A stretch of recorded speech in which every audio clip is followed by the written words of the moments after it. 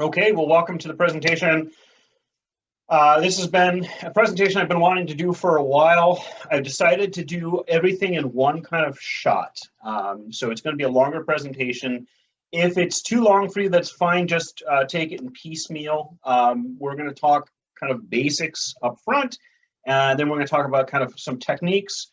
We're going to talk about the systems operation instructions, and then we're going to talk about some kind of assembling your equipment and use of your equipment at the very end. So you can kind of pick and choose what kind of content you want. I guess if you want out of this, I decided to do it all in one go for the sake of the individual that just really wants to just sit down and kind of get started, get to know this without having to go through a bunch of different videos.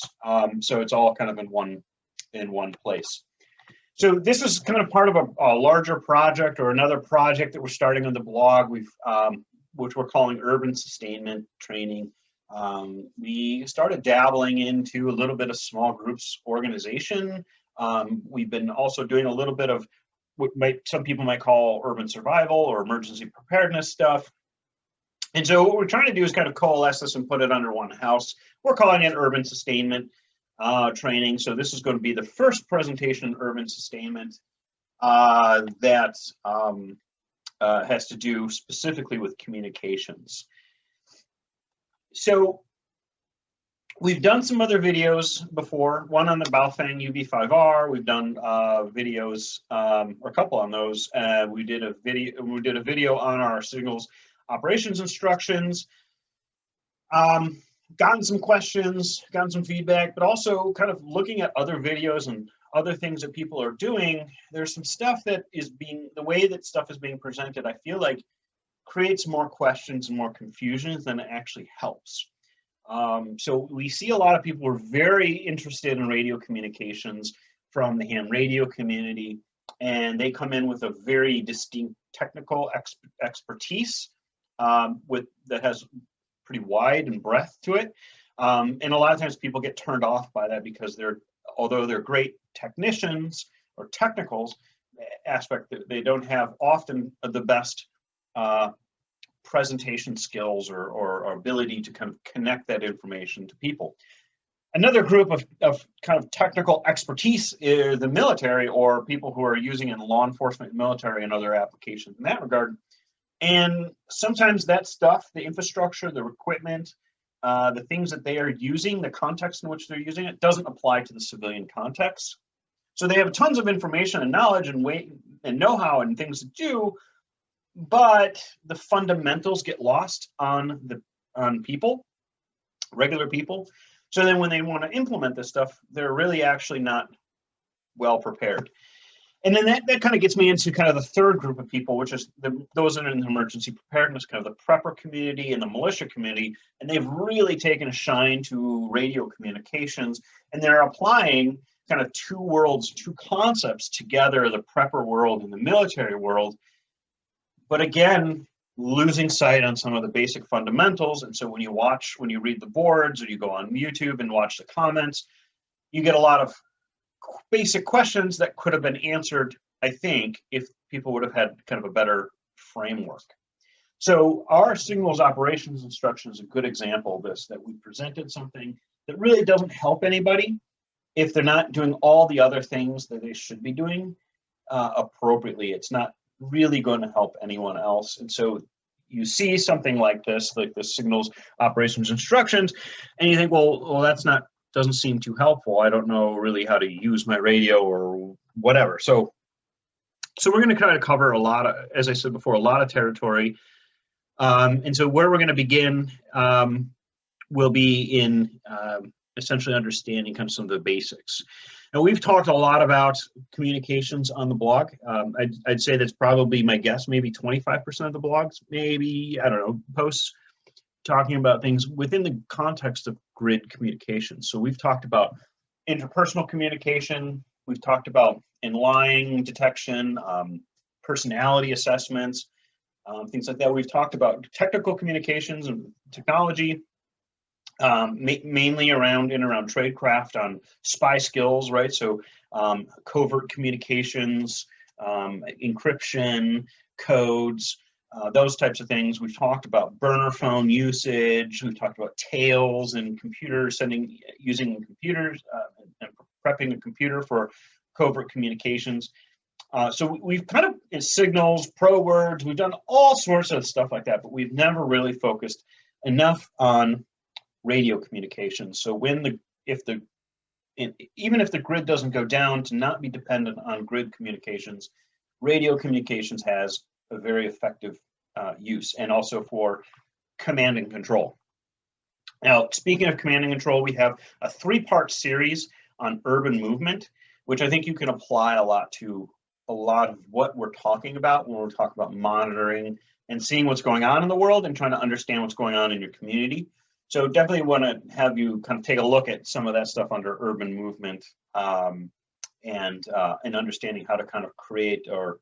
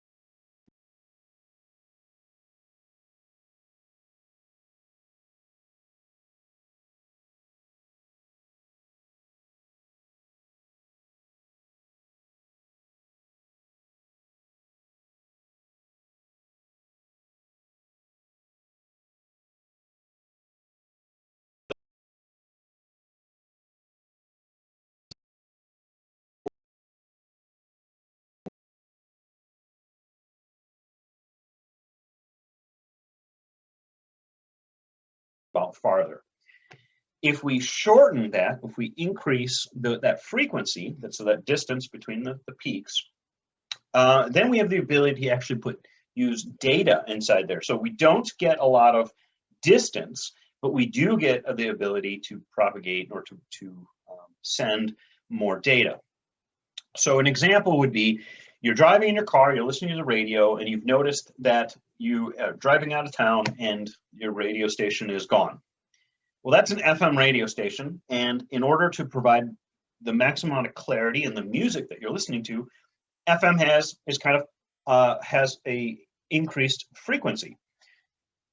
Now you switch over to AM, and you could be driving clear out into maybe multiple counties, and you still have that same radio station. Well, that AM radio station is less, you can think of it as being less complicated. It has increased wavelength, and therefore it's going to propagate for the same amount of energy and tower height and everything that's a part of the broadcast. It's going to reach out much farther because it's not really focused on essentially the quality, which you can kind of relate to as data. On the other end of the spectrum of VHF, then you also have your TV. So that's a ton of data, picture, audio. And if you remember back in the day, we used to have UHF, which you had to switch over to, and to get a whole different set of channels. And those are all radio waves. So when we're talking about radio propagation and use of radios, a lot of what we're going to talk about today is going to be in the high frequency.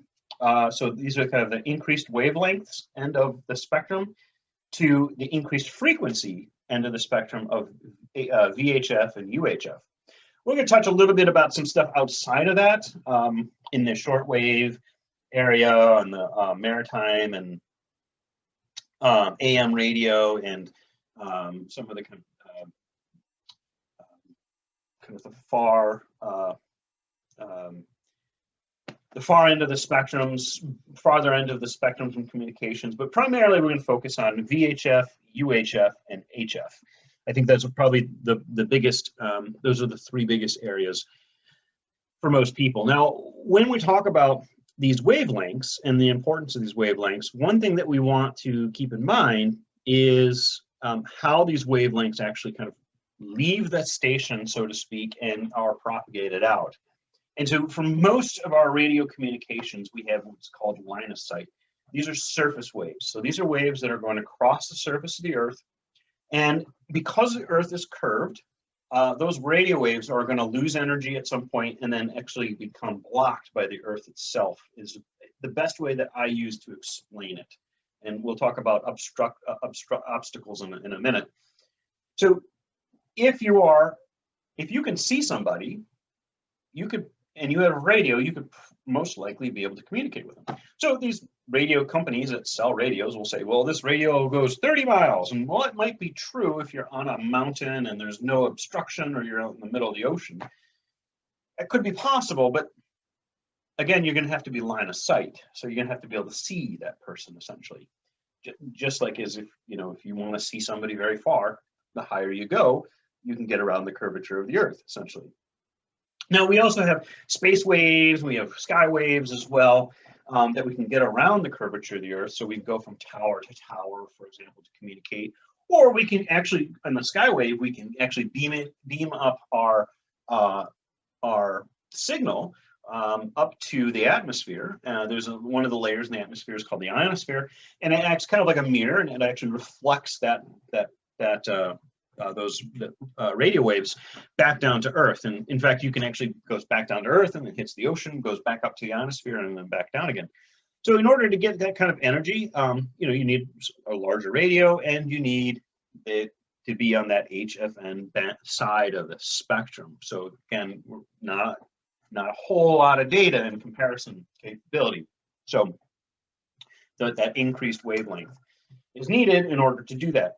So when we're looking at putting together our radio program for our group, we want to think about how we want to propagate our information, and what areas are we talking about? Are we talking about communicating with people around the country, communicating around our county or the region, just the city, maybe a block? All of these things are going to have different determining factors of kind of how you are going to, what kind of radios you're going to select. And the different types of antenna and different types of usage of those things, which we'll talk in more detail in a little bit. So because we're talking about line of sight communications, mostly obstructions are really important things to think about up front. And so radio waves can go through many different non-metallic things. So anything that's not metallic or super, super dense, radio waves can go through. Now, that being said, they're going to lose some energy as they go through. So the more things they go through, let's say like a radio wave can go through 1 leaf, no problem.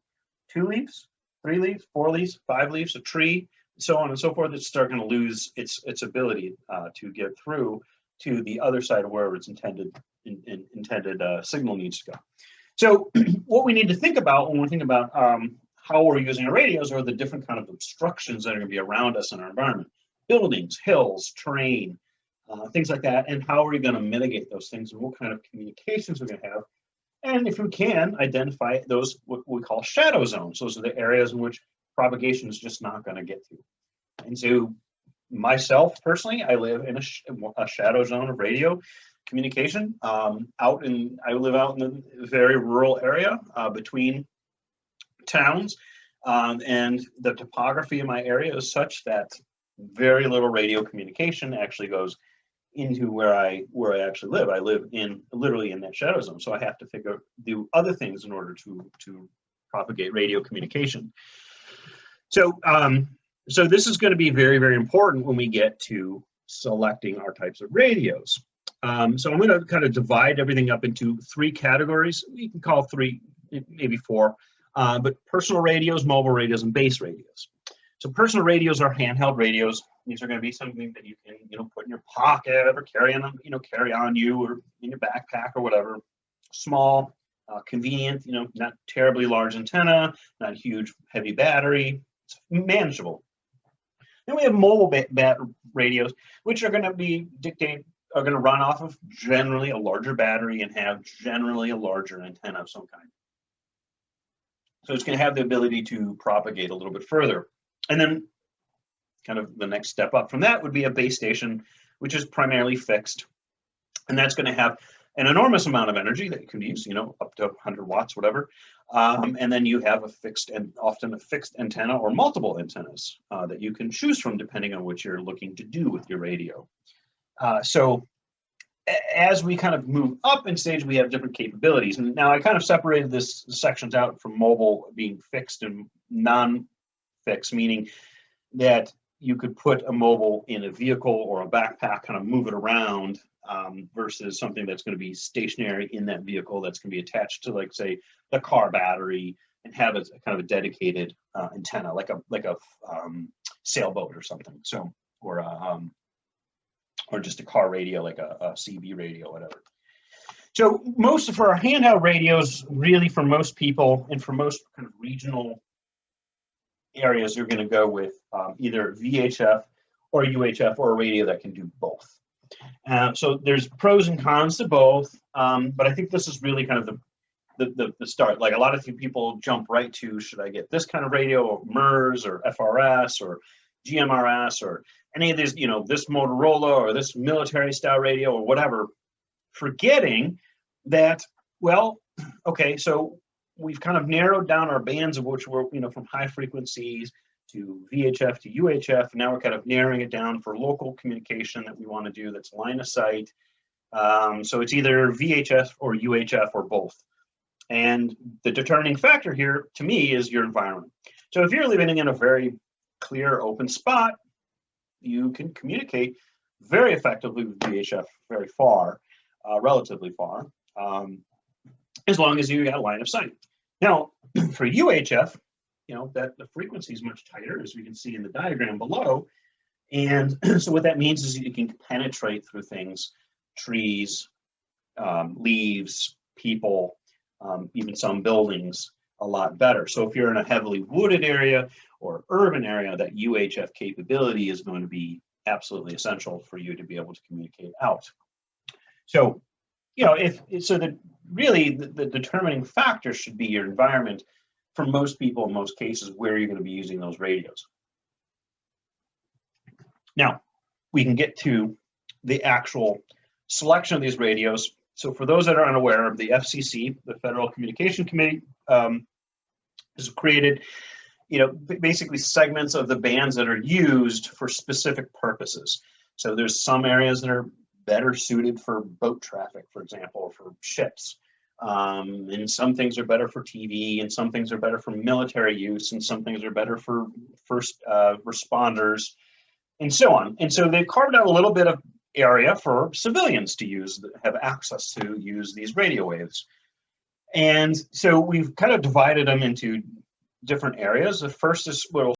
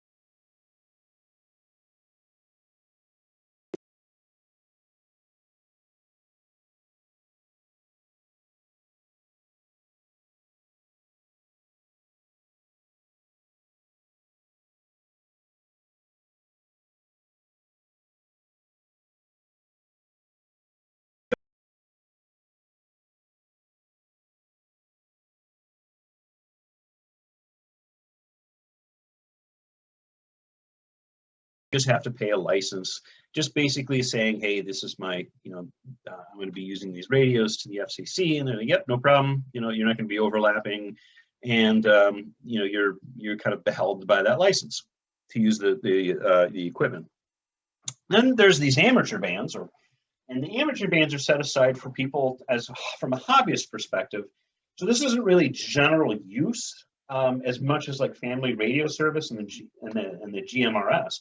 We're not really kind of just a general use. It's actually for a hobby. It's for someone that actually is really, using radios or radio waves in a kind of more of a exploratory capacity, or kind of more doing different things and kind of going they're really into the radio or the radio wave propagation. That's what they are functioning. Whereas a family service radio and general use radio, they're just using the radios to communicate. That's what they want to do. So they're going to be using that to talk, with the family, amongst people. Whereas an amateur band, you're actually, you might be having friendly conversation, but you're going to be doing different things. Maybe seeing how far you can propagate, how you can propagate in the field, messing around with different antennas, different equipment.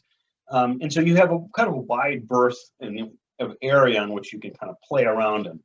And in order to do that, not only do you need a license, but you have to pass a test or a series of tests.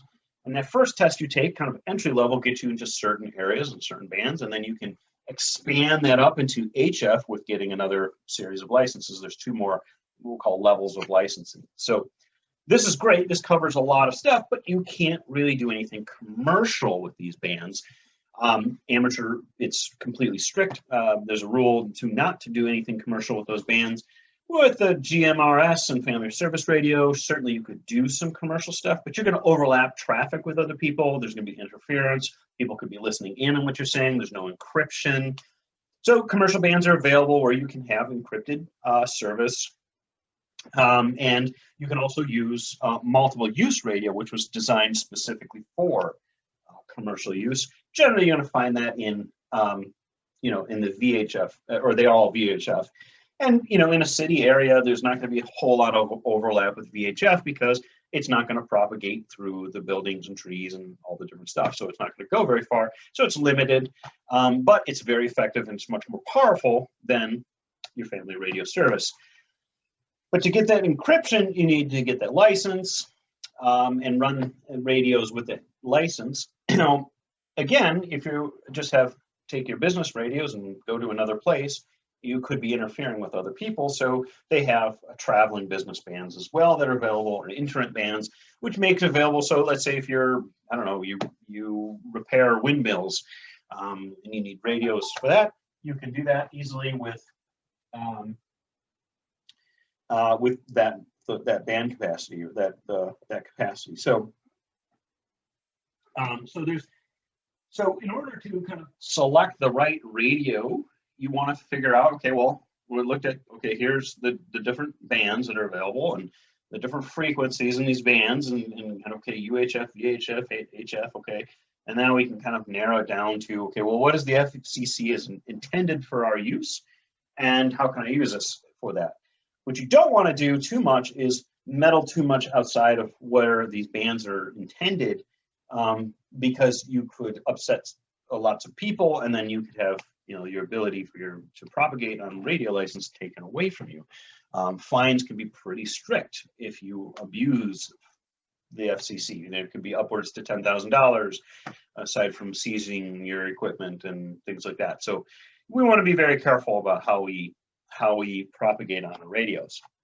So when we talk about fixed radios, a lot of these are fixed or mounted on a vehicle. Marine band kind of comes to mind first. Those dictate, or that's a radio that gives you a little more power. You have a mass, so you have no obstructions on open water, so you can go very far. But you don't want to be able to take those marine bands and use them on land, because then now you're going to start interfering with the traffic that's going on land.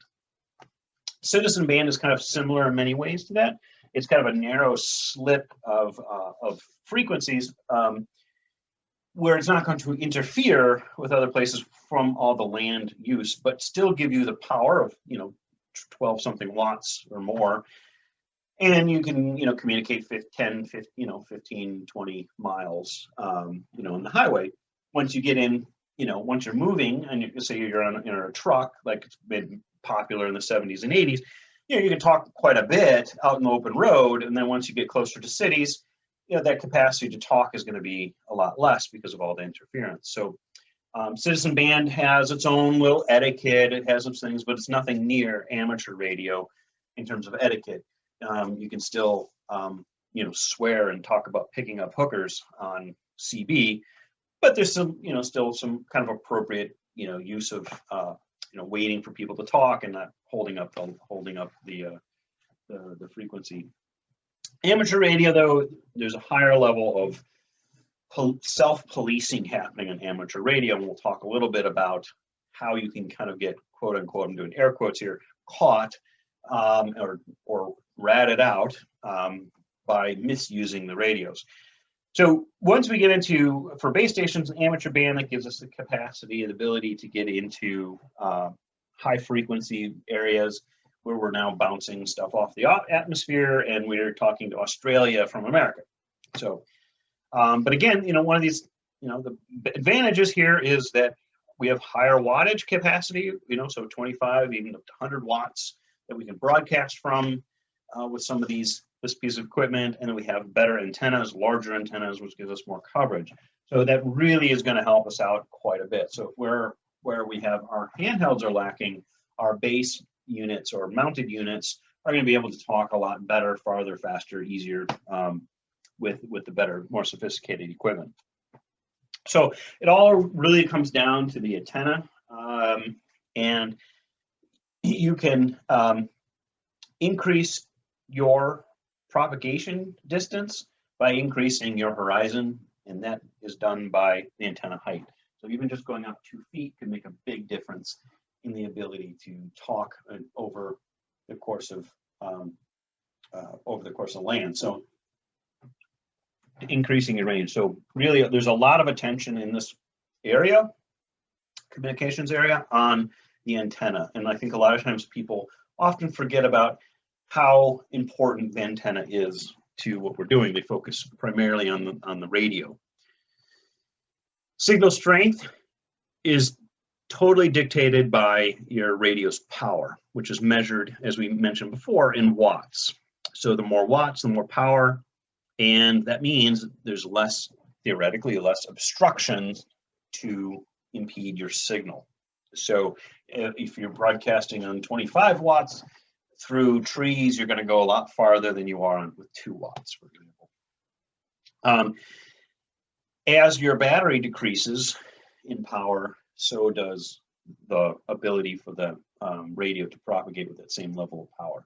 So that's something else you want to keep in mind as you're using your radios, that less battery life means less signal strength. So this diagram here just kind of shows a little bit of the differences in different scenarios of flat land versus inside a building versus a suburb, and in comparing that with the different wattages in very many common radios. So FRS, for example, up to 2 watts, to CB radios at 12.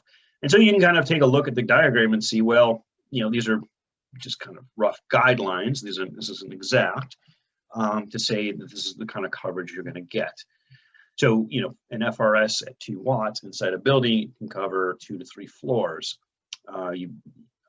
If you're using UHF, for example, with 1 watt, you can get up to 6 to 8 floors. So when you're looking at buying a radio, what you really need to do is look at, okay, what's the coverage that I need to do? What's the environment that looks like? And then how can I kind of find the right radio? Because oftentimes, the more expensive the radio is, it might equate to its effectiveness in the environment that it's at. So you might be spending a lot more time and money finding a radio that's not going to be effective in your environment just because other people are using that radio. Okay, so if we want to increase our range, as we said, just walk up a hill, get up as high as you can, and that's going to make all the difference in the world. If that doesn't make any help, on radios that are more on the commercial end that you can adjust your power, you can just increase your power and get out better, farther. Making sure, of course, your radio is charged, and then if that all doesn't work, then you might mean that you're going to have to be restricted to mobile or fixed radios in order to use the radio in that environment. So again, you know, many radios can be, just because it's a fixed radio, it also doesn't mean that it's going to be much more expensive than a handheld radio. You can get a cheaper fixed radio, mobile radio, and a more expensive handheld, and vice versa. So just keep that in mind as you're looking at different prices and different things. Just because it's a bigger radio or has more power doesn't necessarily mean it's more expensive too. So, all right, so let's talk again a little bit about antenna. Let's go back to that when we're talking about personal radio use. Most radios that are purchased come with what's called a standard or rubber duck antenna. They're weighing out the convenience of this radio antenna, of this antenna not being too cumbersome if you're carrying, say, the radio on your belt, that it's not too big, but it's not too small that it leaves the antenna or the radio ineffective. But they also don't want to ship you like a super big antenna either, because it's going to cost them more in packaging in particular. And also for the companies that are selling antennas and radios, they want you to buy both, you know, have it all. So it's kind of a compromise antenna, which it means is that if you have a handheld radio, you're probably going to want to go out and get something a little bit better. So suggest maybe like something like a whip antenna, which is going to be much longer, or you can get a telescoping antenna. And that's going to increase your productivity, increase your capability by about 30%. That's this top antenna here. The first antenna that just popped up is a stubby. And these stubbies can actually decreases your capability up to, I believe it's 90%. Correct me if I'm wrong in the comments. But this is going to really limit your ability to communicate. But if you're indoors, it's not very far, you don't want people picking up on your signal, there's plenty.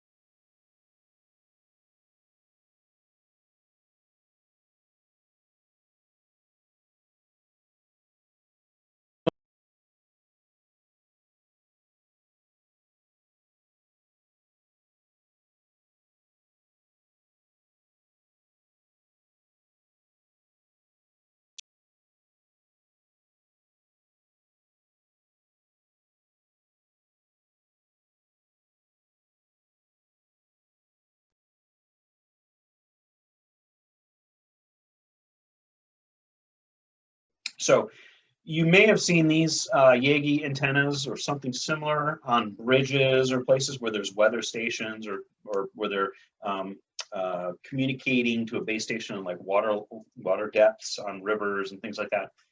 So you may see these radio antennas all the way, you know, different places, and you know they're going to be pointing directly to their base station. So keep an eye out for them when you're driving around in town. So one of the things I think we really need to talk about, which is very rarely ever talked about, is understanding your adversary's capability. So if you're organizing within a group of like-minded people, and there is some kind of, we'll just call it an opposing force of some kind, they're all going to have their own.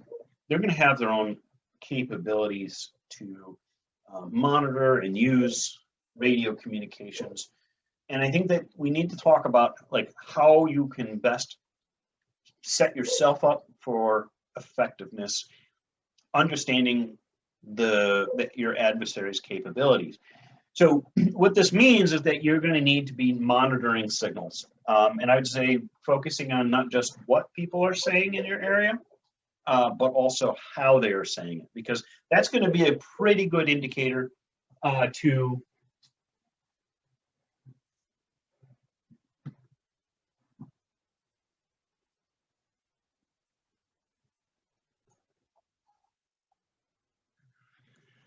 So one of the things that's very often not talked about is understanding your adversary's capability. You can define adversary however you would like, but if you're a group of people who are concerned about your public safety, for example, and you have domestic terrorists in your area, whether they're it's a militia group or it's a white supremacy group or whatever, I think you need to really understand the capabilities of your adversary in order to also kind of be effective in communicating, because you can have all of the best communication equipment and processes and stuff and put in place, but if you're giving your adversary information about yourself, then you're not doing yourself any service. So what we want to do is, I think, kind of focus in primarily on monitoring, and we'll talk at the very end a little bit more about monitoring, the physical monitoring. But what we're going to be concerned about is not so much about what their people are saying, and I think that's important, but also we should be monitoring on how they're saying things. And so after we go through this presentation and the SOI, you're probably going to get a better understanding of how organized and well-trained people are, how they communicate with the radios. And so the way people are communicating, or the kind of subtleties that you might be able to pick up, might be a pretty good indicator to their skill level with radio propagation and or in general training. So the other thing would be visual equipment. So actually get visuals on the equipment that they're using. So, first and foremost, these large antennas are pretty obvious to see. So if you're driving around town, you start seeing people's homes, and you start seeing different types of antennas that are used primarily for ham radio communication. You're going to know that that person most likely is going to be a ham, or what they are doing, or scanner antennas. So the antennas are really important because it tells you a lot about what the intent is of that person and the type of equipment they're doing and what they're actually monitoring. Not only is important from a base unit, but also a hand unit as well. So the different types of antennas that are out there are going to tell you a little bit more about an individual or in their capability, but doesn't necessarily mean just because you buy the stuff you have it means that you actually know how to use the equipment either. So just keep that in mind. So if you see, a good example of this is you see every militia group nowadays seems to be using the Baofeng UV5Rs, primarily because they're cheap.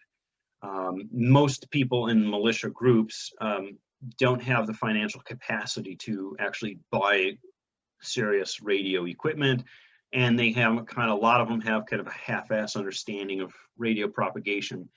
So they just think, well, if I buy this, $30 radio, I'm going to have an immense amount of capability, not knowing that, that rubber duck antenna, for example, on there, and that bullshit clip that's on the radio is going to do anything to help you in your pursuit of whatever it is you're a militia for.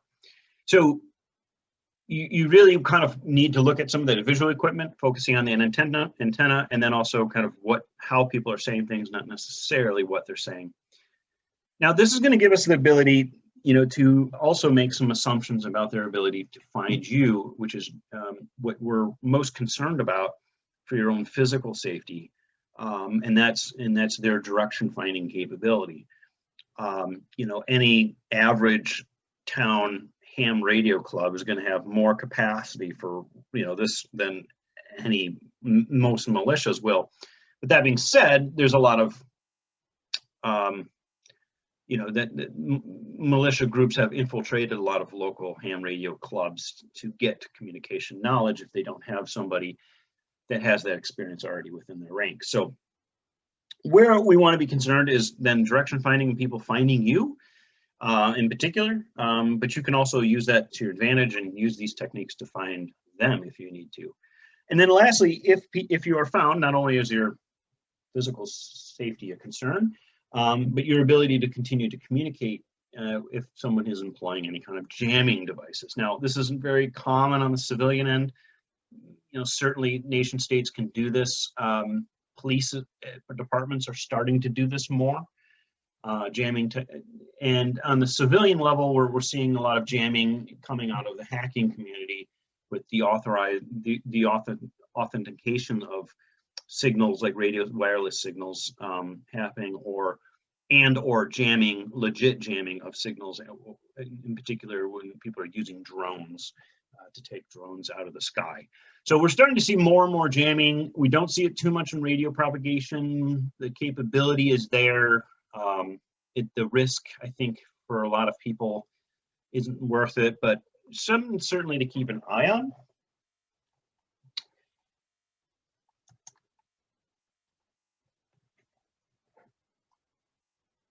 So radio direction finding is actually can be a fairly simple process. Essentially, someone's propagating, like the person in red here, and you want to find them. You're in the green car, let's say on the left-hand side. You're driving around, you get a signal.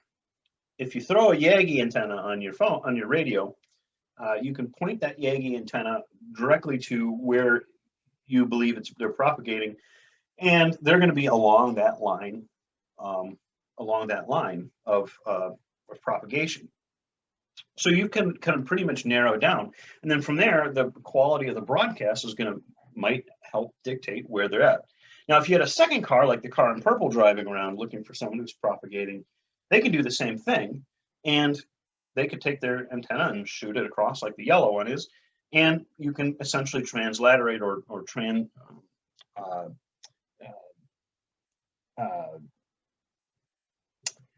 translaterate that location, or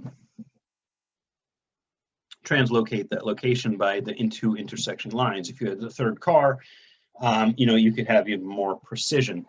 And so, within, not a whole lot of time, as long as you're out and deployed, you have some people out and deployed looking for them, you could find somebody fairly easily. Triangulation is what I was looking for. So to triangulate someone's location, you can do that with the help of one or two people pretty quickly, especially in a smaller town or a smaller area.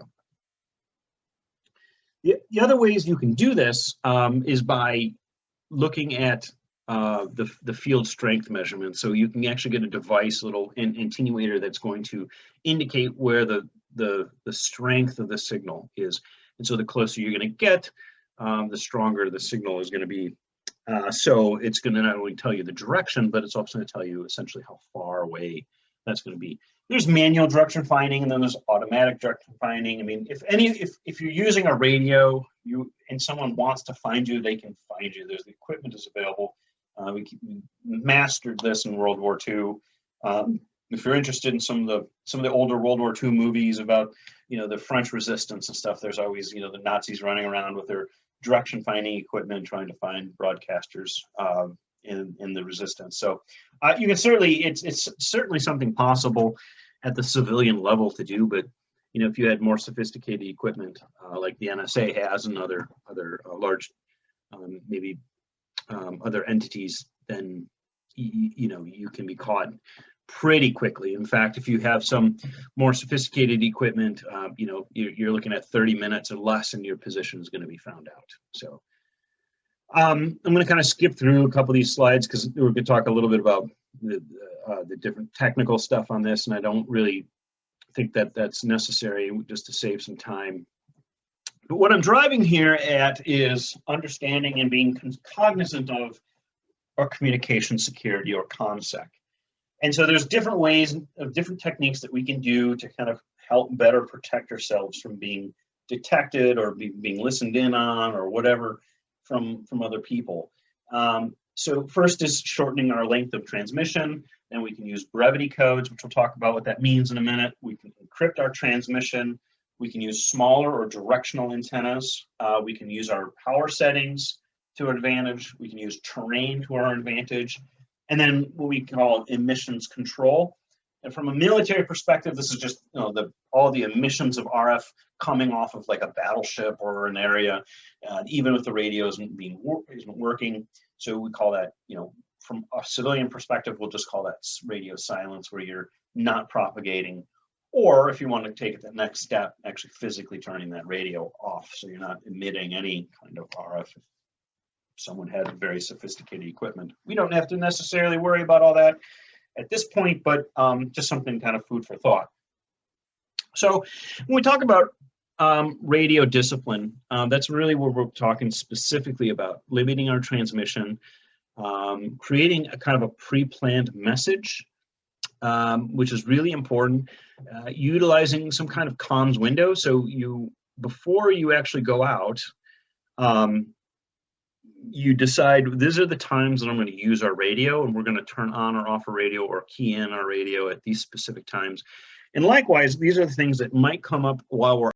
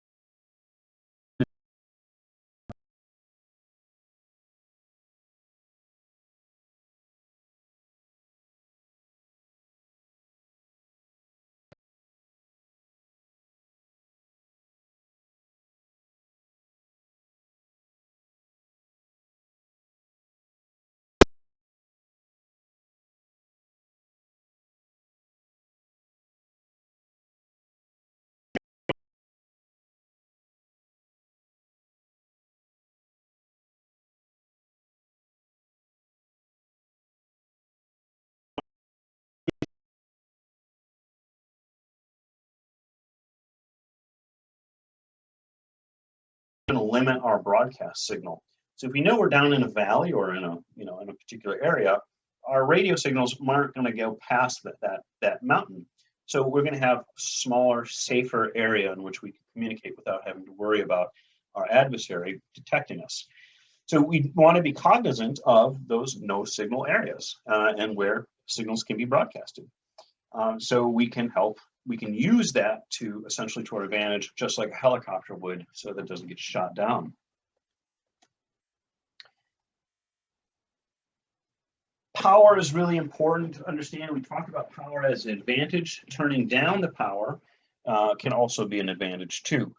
So if we want to limit our broadcast, we don't have the ability to limit it because of physical terrain around us, buildings and valleys and things like that.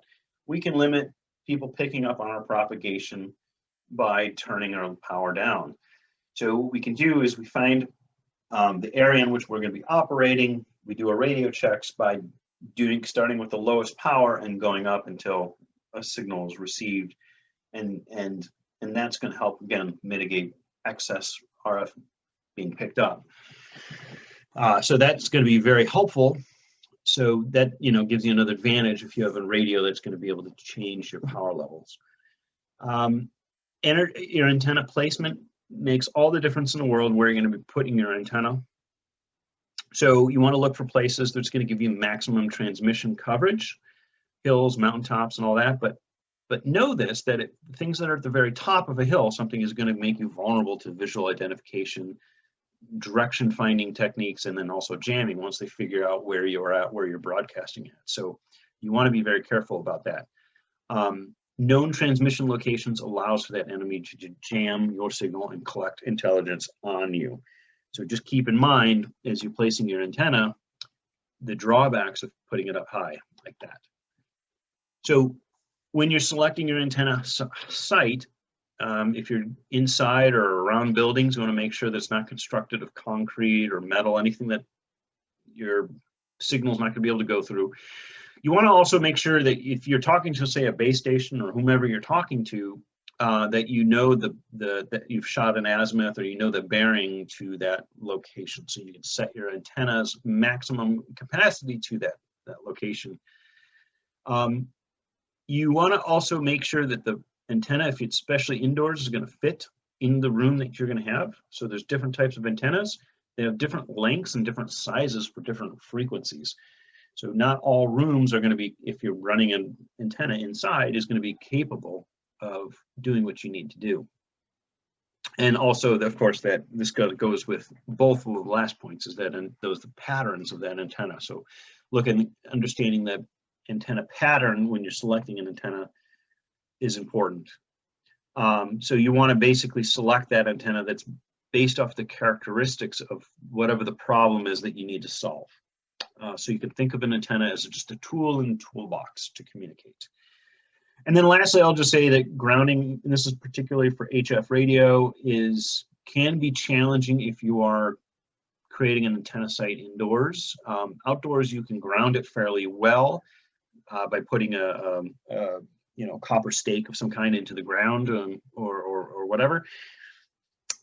Finding something indoors can be hard, so you're going to look for air ducts, like from air conditioning. Exposed water pipes, like under a sink in a bathroom or a kitchen, could work well. So you just want to keep in mind that, just because you get the radio in a building and you set up your antenna, it's not going to be as effective if you can't get it ground as well. So, a little bit to what we were talking about before, which is antenna masking, and this is primarily if you have an antenna outside, is you really don't want to get that antenna up in front of everybody so that they can see.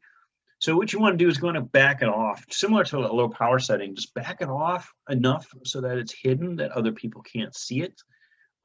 So you don't really want to be on the very, very top of whatever that feature is or building. You still want to be an optimal use, but not overt like that. So you want to be kind of mindful. And related to that is kind of covert antenna setup. And you can certainly set up an antenna covertly. If it's a mobile antenna where you're moving around, it actually kind of becomes in some ways simpler, in some ways harder. A covert, more for a base station, can be actually quite nice to set up, but it's going to be hard to change. So for example, you can run a covert antenna using the metal in your downspout and gutters on your house. You can hide antennas behind your gutters or alongside your gutters or inside your attic or along a fence post or something, but it might be hard to augment or change that antenna or move if you're moving from location to location. So just keep that in mind. So you want to select a room and a location that's going to be best to get to propagate out to the people that you're trying to communicate with. You want to make sure you're selecting the right antenna for the right frequencies that you're going to be using, of course, and the type of communication you're looking at. And there's a lot of different considerations, as we talked about, with UHF and VHF of rural versus urban conditions. That is going to help you dictate on what kind of antenna you're going to use as well. So lots of different things to think about. What I would say, though, if you are interested in covert and antenna design, the ham radio people have really knocked out of the park in terms of resources for this. A lot of ham radio operators find themselves living in an HOA that restricts the ability to put an antenna on. So they have a plethora of ideas and thoughts on how to get around those HOA restrictions, which works really nicely as resources for covert antenna setup, at least in my opinion. So one of the things when we talk about antennas is I think we have to have the ability to, when we're deploying an antenna out in the field, have the ability to be able to make or fix the antennas, augment those antennas. One of the great things about amateur radio is that people like to mess around with different types of antenna builds and try them out.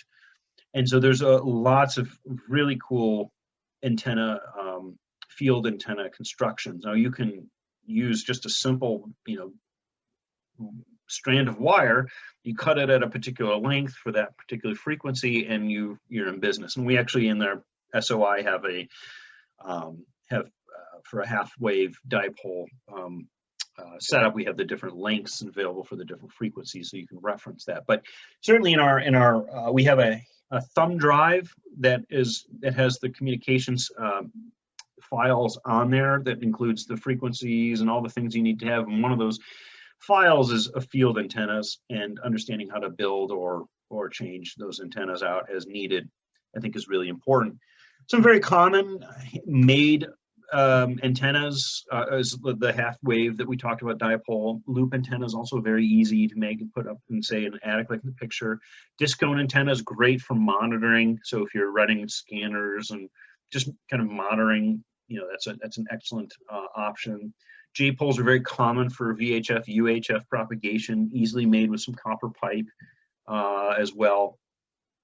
And then we have near vertical incident skywave, NVIS, which is fairly simple or not terribly complex to build, but kind of a complex antenna, but an alternative to some of the wire-based antennas, the half wave and loop antennas that HF uses, in that it actually propagates straight up to the ionosphere and then comes straight down. So if you need to do regional or aerial communications on HF, it's capable with NVIS. So, again, you can swap out your antenna based on who you're talking to and what you're doing. So if you need to send a specific message to a specific person at a specific location, you can go with a Yagi, or identify a location by signal using that Yagi.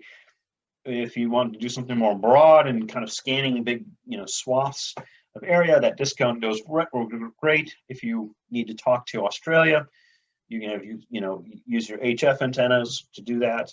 If you have your HF capability, you use your NVIS antenna to talk more locally. So again, you can kind of play around with the antennas and kind of get comfortable with the different antennas, but know that there's different uses for those antennas out there. And now, one thing that I think also we should talk about that I think is really important is kind of that communication structure and how you're actually going to communicate. Since most of my blog we talk about spy skills and tradecraft, I thought it would be appropriate to talk about how spies used to communicate back in the Cold War era. And this model actually still is operational today, and to some degree, it is very effective. So the idea behind this model is that it gives the maximum amount of protection to the spy or agent abroad. So they're in a very vulnerable position. We need to, we'll just say the CIA or the intelligence agencies needed to figure out a way in which they can communicate to people without them being caught. So what we do, what's been done was we use essentially a shortwave radio. So it's that kind of large, large antenna, broadcasting it off the ionosphere, coming from either US or Europe or somewhere to another location, certainly well away from, the agent. Now, during the time before the internet, shortwave radio was a great way to get global news, international news. You could listen to radio stations from all around the world and get news. So it was much more commonplace for people to have a shortwave radio. So the American spies could essentially propagate to and talk to anybody that they're listening, and it could be picked up by a shortwave radio. And if the Stasi came and thought that someone was a spy and found a shortwave radio in their house, they wouldn't think anything of it because it's something so common. Now, of course, the spies didn't want the communication to be known what they're talking about, so they had to encrypt it. So the easiest way to encrypt at the time would be with what's called a one-time pad. So you're basically turning letters into numbers and reading a series of numbers off. And then on the other side of the world, the spy would be sitting with their radio at a specific time on a specific date, and they would have a very specific page of codes that they would use to decode with the one-time pad. The one-time pad would then, you would just rip the page out of the book if you had it in a booklet, for example, and then you would burn the page or destroy the page. So these books were really the only thing that connected people to being a spy. So they were either made out of material that could be burnt very quickly or dissolve in water, or that they were very small so they weren't caught or they weren't seen, or you use something similar in function like a newspaper instead of the pad, so which comes with the different technical capabilities. But That's a great way. This is a great way in which to get information out to that spy who's working on our behalf without them getting into any kind of trouble. A very similar method is used by the State Department also to individuals that might run into trouble in a grid down scenario. Say you're in France or wherever, and you're running into some issues, or there's some, I don't know, a coup or something. They could actually broadcast on shortwave from the embassy to shortwave radios that people can have on with them in an emergency and get information to go, if they need to go back to the embassy, if they need to go to the airport or whatever it is. And so those radios that were provided those shortwave radios are now were obtained by CountyCom, and we'll talk about that later. So this is a great system. It's a great method to get information out, to get people to mobilize or do something, but it's not very good if the agent had information they need to bring back to the intelligence agency. So that's where some creativity has to come into play and technology has to come into play. So there's all sorts of different means of, brush passes, physical meetings with agents, dead drops can be used, all sorts of stuff to get that information, the questions or the confirmations, material or money, whatever it is, it needs to be passed to and from the agent. Later on in the Cold War, in the 70s, I believe it was, they started some encrypted, essentially it was like an encrypted SMS device that could then send a message to electronic dead drop at an embassy. If you were, a block or two away in a car, you could send a message back to the agency, and then the agency then, because they have cables, they can send the cables back encrypted back to Langley very safely. So it kind of closes that loop. So that's the process, and I think it's a food for thought for anyone that's looking to kind of create a communication system. We can kind of look at the way that we use our equipment. If you're looking at something from a more national or larger kind of regional scale, you can use HF radio in the same way, where one person who has an HF radio, meaning they have the license, that they've passed the 2 tests, and they have the money to purchase the HF station and the antennas and all that, because it could be upwards to $600 to $1,000 or so. Then they can propagate to anyone who has shortwave radio, and then between each other that are closer, they can use family radio service or any number of radio services to communicate information. Of course, if you need to get back to that individual that's propagating, you'd have to have an HF radio to do that. On a more national or regional level, you have, your dual band radios, your 2-meter radios, and then they can communicate amongst each other, or you can go to a repeater, and the repeater can get out to a different group of people with different radios. So the labels here say shortwave and FRS, and it doesn't matter, whatever it is. What does matter is that in order to communicate to the repeater, you need to have the UHF, VHF or 2-meter capability. But talking amongst themselves, it could be whatever. So if you had, if everyone had UHF, VHF radios, everyone can listen to what's going on the repeater. Because again, and if I didn't mention this before, it's not illegal to listen. Radio waves are not illegal to intercept. Anything that is out there, you can listen to. So you can have a ham radio and listen all you want. It is not allowed to transmit. So you can listen to anything that's going on in repeater traffic. You can communicate that then to smaller group of people who have different set of radios. And if you need to get to another town, you just relay the message. So someone who's on the outskirts shoots a radio. They talk amongst themselves on a dual band, and again, the labels are wrong on this slide. But then you can go to a different repeater in a different town, and then they can propagate information elsewhere. And so we'll talk a little bit about the functionality of that later in the presentation. So on a regional level, you can still communicate and set up a different model of communications.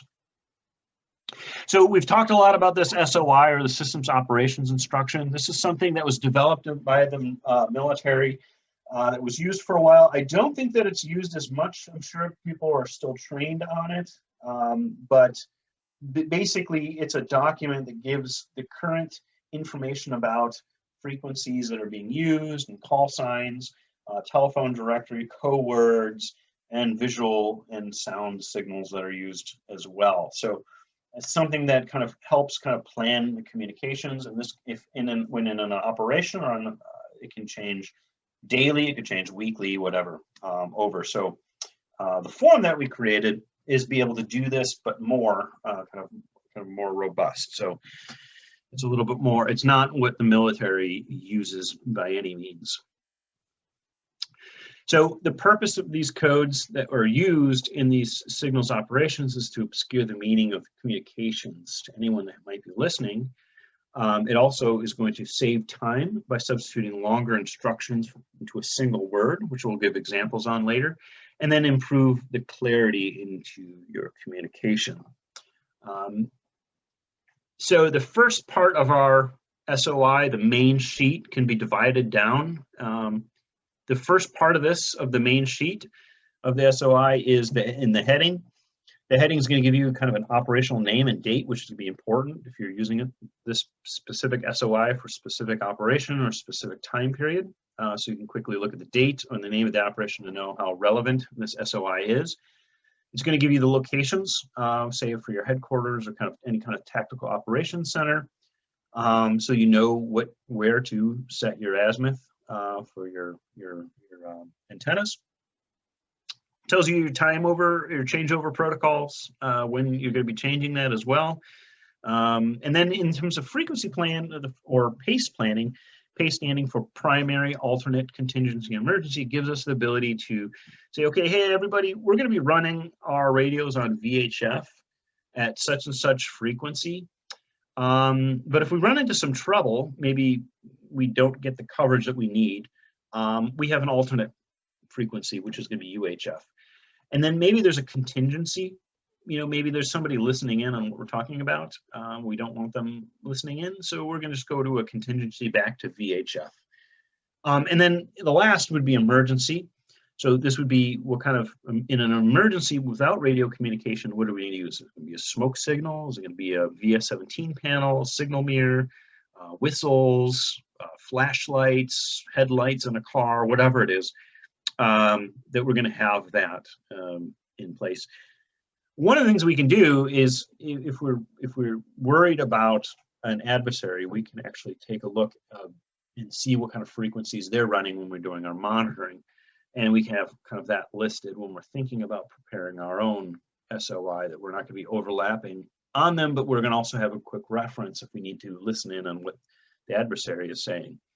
And then lastly, with that is, if we can have that mapped, that's also going to be very important. So if you had the ability to map these frequencies that your enemy is using or your adversary is using, that you can refer back to, that's going to be very helpful in terms of keeping you a little safer and be able to operate a little more effectively.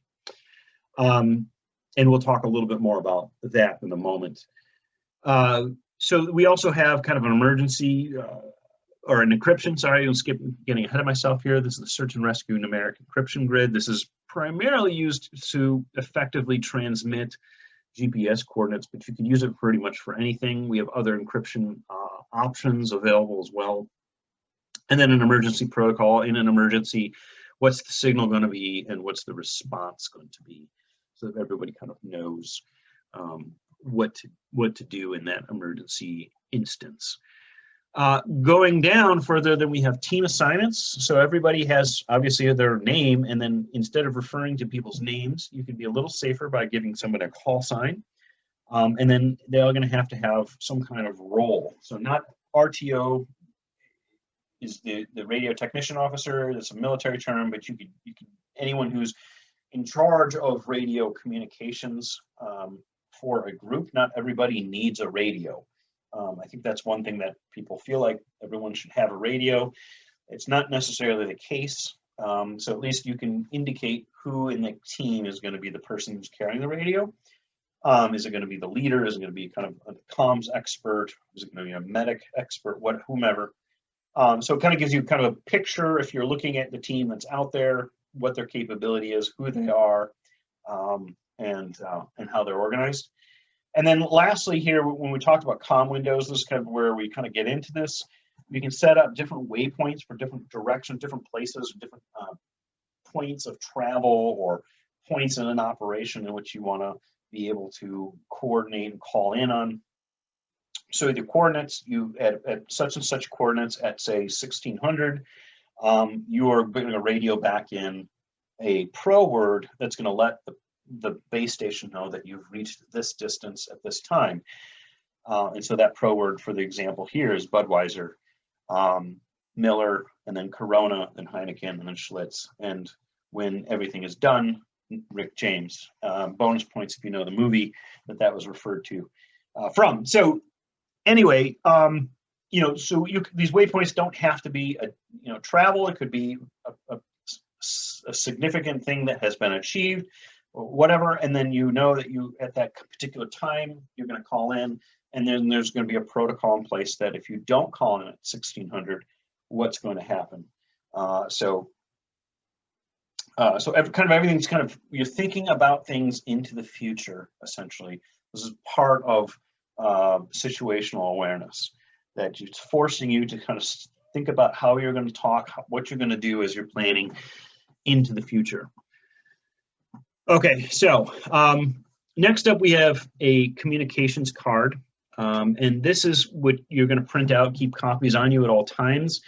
It's basically give you your PACE plan that you can keep in a wallet, not necessarily related to an SOI, but this could be a specific SOI, but for a just a general use for a family or groups. And then with that, we also have kind of a card that can be used to know, you can know the latitude and longitude for rally points, caches, destinations you need to head into, and then pro words, definitions, check-in times that you might need. So, say something happens, you're going to say, like maybe a tornado comes through, and you say, well, within 3 hours of that tornado being reported or sirens going off, I'm going to check in at that time. And then here's my pro word to let everybody know that I'm safe or that I'm in danger. And then here, some notes on where we're going to go, where we're going to meet, etc. So kind of helps people out in the time of need. And one of the things that we also have on there is instructions, because again, you don't have to have a license on ham radio in particular, or any of the radios to use if you are in an emergency situation. So there's a sheet here that even if you say you have someone in your group that's not interested in radio communications, you can buy them a radio like this Baofeng radio for $30, give them very clear instructions and the comms plan.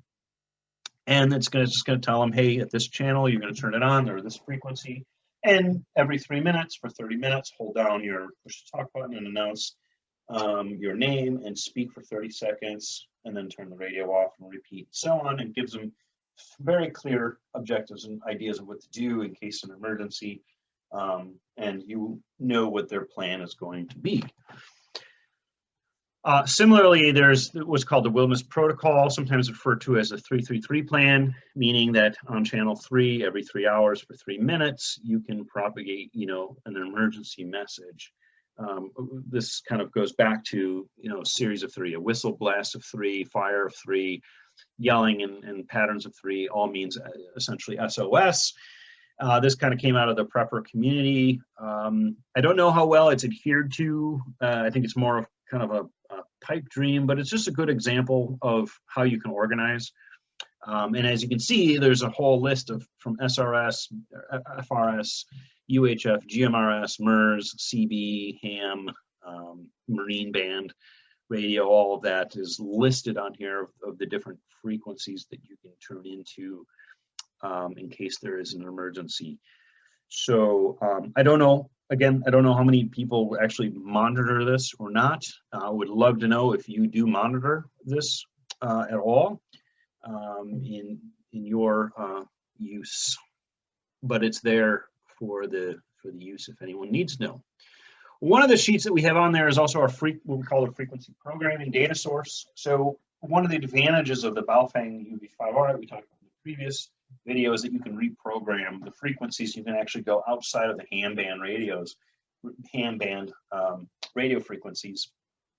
And so you can take your Baofeng UV5R, attach a data cable to it, connect it to your computer, and then download essentially a spreadsheet through a program called Chirp to put all these channels up to 126, I believe, into your radio. Why you would want to do that? There's a couple reasons. One is you can upload, your weather, FRS, MERS, GMRS, but then also you could put in analog police, fire, hospital, university, other frequencies that are used in your area, and use it as kind of a makeshift scanner. It's not going to scan as fast or pick up all signals, but for 30 bucks, you can do quite a bit.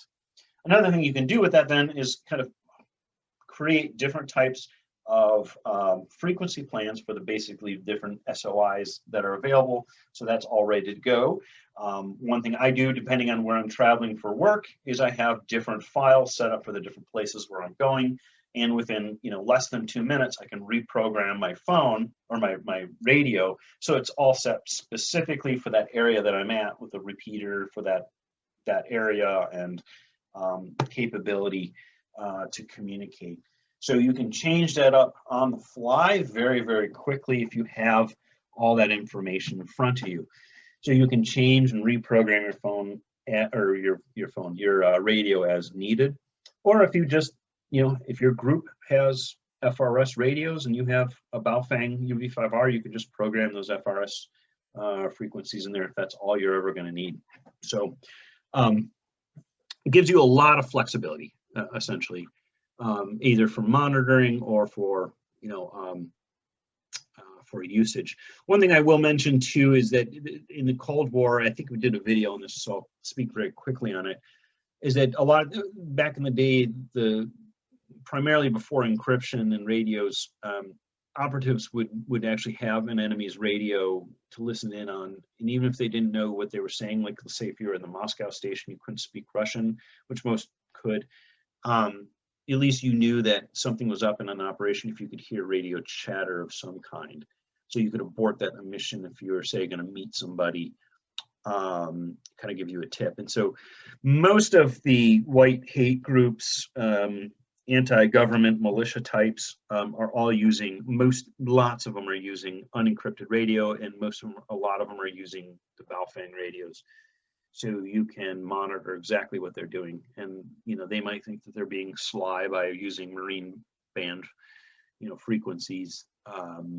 But given that you have this capability, you can kind of get around them. Okay, so enough of that. The brevity matrix, the brevity codes are used in not just military, but they're amateur radio, maritime, aviation, and basically it kind of cuts down the amount of what you need to say if you need to say something particularly important.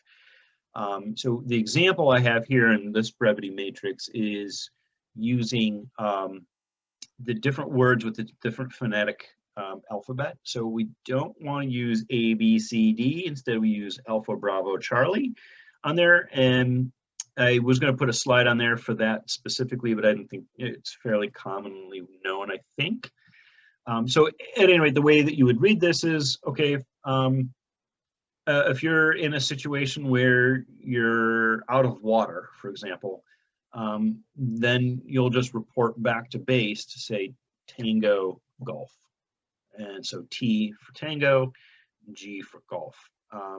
Let's say you need a medic, you're walking around and you fell, I don't know. Then you would say Oscar Sierra. And so you might not be able to memorize all of these, but if you had the matrix in your pocket with the SOI, you could refer back to it or memorize just a few of the more important ones. Simplify it, make it more complicated, do whatever you want with it. It's available. Similar to brevity codes are code words in authentication. So you can use code words to authenticate or to kind of talk about things covertly. So you can change your dialogue. So instead of, talking about rifles and pistols, you could be talking about trees and baskets. Compasses become butter, GPS becomes a jar. And so when you can work these words into your sentence, you can talk fairly covertly with conveying specific information without being overtly using code. So you can change these code names or these code words based on the context in which you are going to have your conversation. So people might think that you're talking about, making coffee when you're talking about something completely different. So these are just some examples. Again, it's just an example. You can change the code words to your own suit, your own fitting, based on what you want to do with it. So we talk about relaying information. So one of the sheets is a radiogram. This comes out of the ham radio community, developed for content accuracy by the National Traffic System. So if something were to happen in an area, you could set up a relay stations where you could communicate to people. So let's say, an example, some town in Oklahoma gets wiped out by a tornado, and you want to know if such and such person is okay. Well, you can't call anybody. There's no one to call. So what you could do is, since the system's down, is you can go to your local ham radio club, reach out to them. They can broadcast out to the radio club at that town or near that town and get some intel and say, hey, I got such and such. And so you could pass a message on to them saying, hi, this is Susie. I'm concerned about your safety. Please let us know. And so in order to get that message precise and accurate, we communicate that on a radiogram, and then you have record also of that communication that has happened. So very important when you're conveying information, relaying, especially if it's about somebody else in their well-being. So next kind of point that I'm going to go right through very, very fast, so I apologize, are reports. There's different types of reports. In a situation where there might be kind of intense, or you might need a little bit more jarring, a little more clarity, having some kind of formatted reports might be helpful so you can remember things. Certainly there's pneumatic devices like salute reports and lace reports that can be used. If you're not familiar with these, you can pause the video and read this screen to get a better understanding, but salute standing for size, activity, location, unit, time, equipment. Again, it's kind of, hey, you can remember this mnemonic device, and these are the most important things that I need to communicate back to my base as a soldier. So this is a very military context. Our reports aren't necessarily specifically military focused. So we have a spot report, just a general report there, an intelligence report, an entry report, and a cache report is a copy of the intelligence report.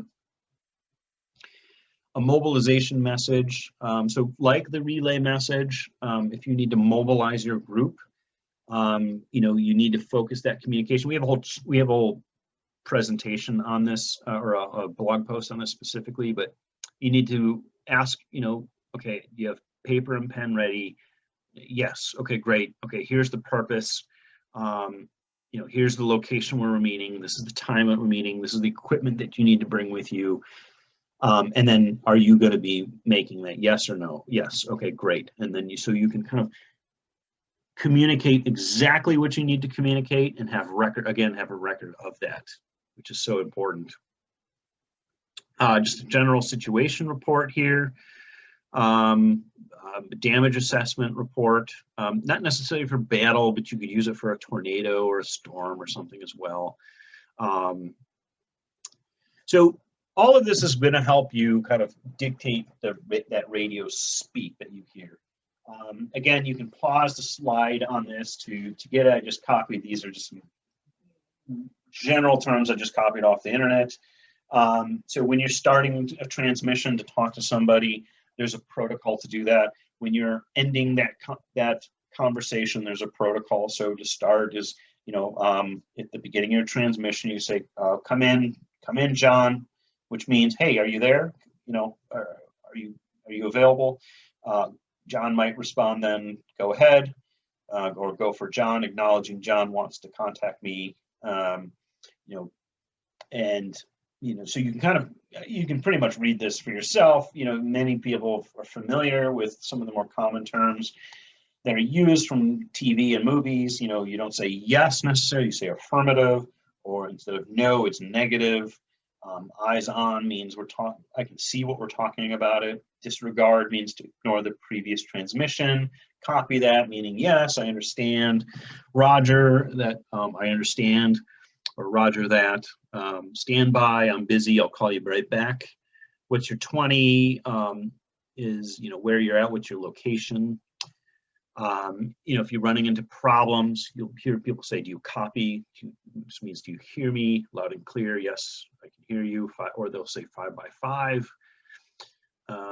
Mic check or radio check. If you're checking, radio check is more common than mic check. Say again or go again means say that message again. And then when you're finished, you're going to say out, which means I'm done. And before that or after a message, you could say over. So you'll often hear people say over out, which means I've finished what I'm going to say and I'm done transmitting entirely. So you could say over and then over out when you're completely kind of finished, or just say out or copy out. So one of the things that we really definitely want to do when you're talking with people within your team is to making sure that you are actually talking to people in your team. Sometimes you might not be able to know whether you're talking with a person. So in that case, you want to authenticate occasionally when you do speak with somebody. So you can use, there's many different types of authentications, like codes and stuff that you can use and come up with. In the military, they have the AKAC 1553. I have no idea where they got that name from, so please let me know in the comments. You can just use regular ciphers, and then also shackle codes, which we have examples of as well, which I believe is kind of a maritime, came from the maritime world.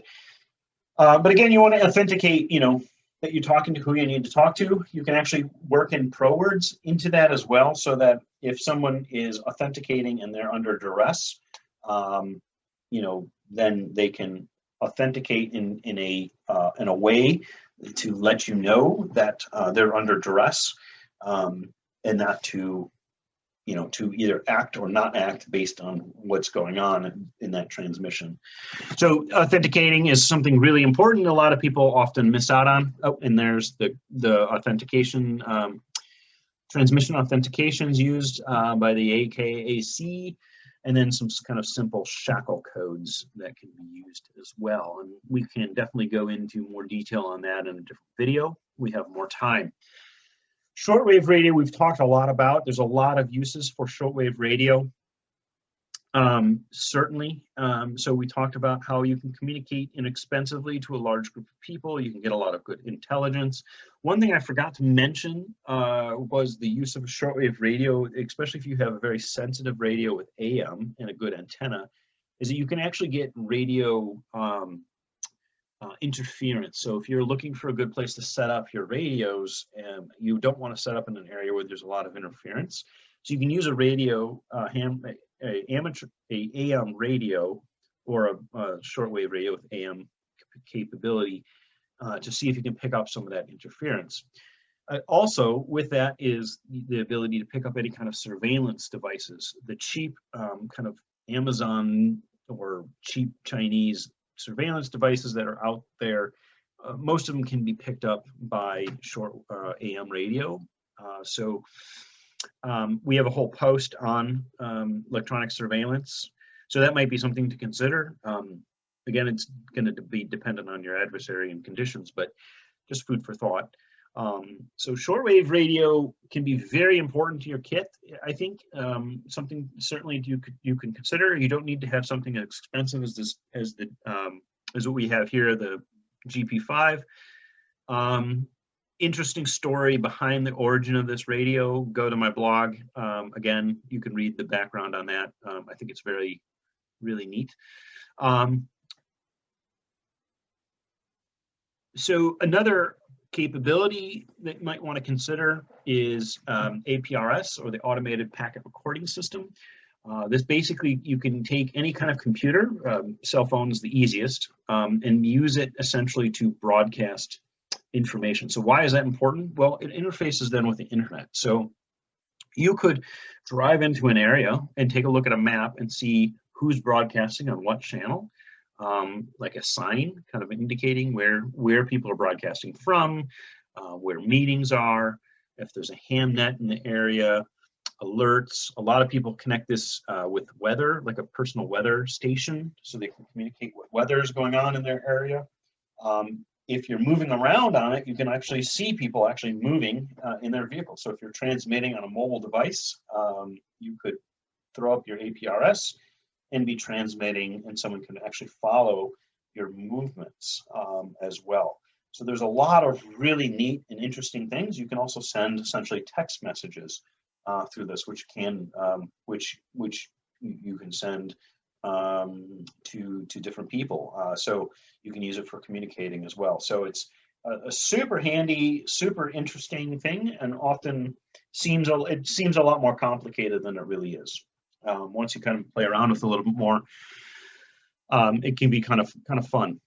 Another thing from a monitoring perspective or looking at perspective is your software-defined radio. So you can pick up a lot of radio stations, a lot of the same stuff that's on shortwave digitally. And what's neat about software-defined radio is one of the things is you can quickly monitor radio over quite a wide band. So if you using a scanner, you have to go through all those channels. So the faster channels and more expensive channels, scanners are going to scan through this frequencies faster. Well, when you have a more expensive radio, a lot of times they come with a feature with a waterfall, so you can actually see the bands, and that's going to be able to help you determine where people are talking or where signals are. So if you have this capability on a laptop, say in your car, you could be driving around and not having to be listening necessarily to the radio as much as visually seeing where the traffic is and then honing in on that. Certainly you can listen with this as well. What's neat about it too is you can attach these devices to your cell phone and run your cell phone the same way. So you can monitor signals this way and do it very inexpensively. Software-defined radios begin in and around $20 and kind of top off at $30, $40, I think, at the very most. Different options for different antennas and things like that, but they all pretty much work the same. Now, one thing you can do with these then too is you can drive around, and if you've got the right software, and you can actually collect information about the radio frequencies that are in and around your area, and then put together a heat map based off of radio usage. So if you're trying to collect intel on an area that's heavily used, then you can kind of get a better picture, kind of a mapped picture of an area, so that you know when and where to propagate your radio communications, for example, or when to anticipate the adversaries to be starting to talk. So a lot of this we cover in more detail on monitoring, again, in our urban movement chapter or blog post that we talk about how to move in around a city and do that without being detected by surveillance, but also how do you detect other people's and other, like, the city's surveillance. So, you know, how do you monitor drones being up above the sky, FBI, the Department of Homeland Security planes, that, you know, surveillance planes, to, you know, knowing where stingrays are being set up so they can get cell phone information. So all that kind of stuff is all up on the blog. You can check out. One of the neat tools that you can also get that's not necessarily a communications tool, but certainly similar to APRS and certainly helpful with the command and control is the mapping and navigation software that you can put on your phone or a tablet as well. There's different versions of this. We did a video on it specifically on ATAC. There's a version of this that's military that interfaces with radio communications. Nothing that I know of yet that exists on a civilian level. ATAC does communicate with Harris radio systems, which are upwards of $2,000-$3,000, so it's really not functional for most people. I would, if I was a betting man, I would think that a platform like Osmond or something that's open source is going to come around that interfaces with the Baofeng radios. I would be shocked if that doesn't happen and it's not being worked on already. So depending on what you want, there's different, levels of, for privacy and capability on the different programs. You can play around with that, watch the video if you want a little bit more. Again, it doesn't interface nicely with navigation yet, but a super awesome tool for command and control of the small groups. The other thing that's kind of coming up fast and furious, I think, in technology-wise, is the mesh texting. This kind of came out of the need for people who are hiking and camping to be able to text each other on other, and to do this, and they use low frequency to send these text messages, which can go for a very long, have a long coverage. And what's nice about this too is it can be completely encrypted. So you can encrypt anything sending information with low energy use and be able to communicate through text through a radio. You just need a radio board or a LoRa board that's basically a project board or whatever you want to call it that has a radio antenna on it that attached to it, and then connect that to your cell phone, type the text message, and it sends it through radio instead of through the cellular. So that gives you some capability.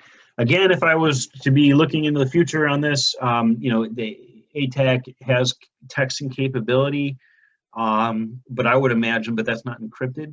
I would imagine seeing something, mapping software that has mesh texting as well, that would be helpful for people in the outdoors that want to communicate, hiking and backpacking and that kind of thing, but also for the context of small groups. Real quickly, I did a kind of a deeper dive in a presentation with all the communications equipment that we did previously, so I'm not going to spend a lot of time on this, but I have kind of two sort of kits set up. One is more of a travels comm kit, so it's kind of a bare bones kit, and the other is kind of a more comprehensive kit. So in this kit here, I have a couple, about 3 different antenna options, battery power options with that I personally like, which is to be able to run rechargeable batteries. So the Shortwave Radio has rechargeable batteries which I can charge by plugging it in. Same with the Baofeng radio, or I can use just straight regular batteries. So if I'm traveling and I need power, I can stop at a gas station and get double A's pretty much anywhere. So I have the kind of a hand mic for primarily for when I'm driving, make that a little bit easier. So I have a lot of kind of capability, and then last is kind of a battery block that's solar powered as well, so I can charge things on the fly if I don't have the battery. So, and then with that, this also incorporates in with my mobile kind of / base station. So this sets up in my office, but then I can move this, put this in the back of my car. I can run, I can hook this 2-meter radio right up to to the front seat of my car and run it off of my car antenna and drive around. I can use the software-defined radio to scan.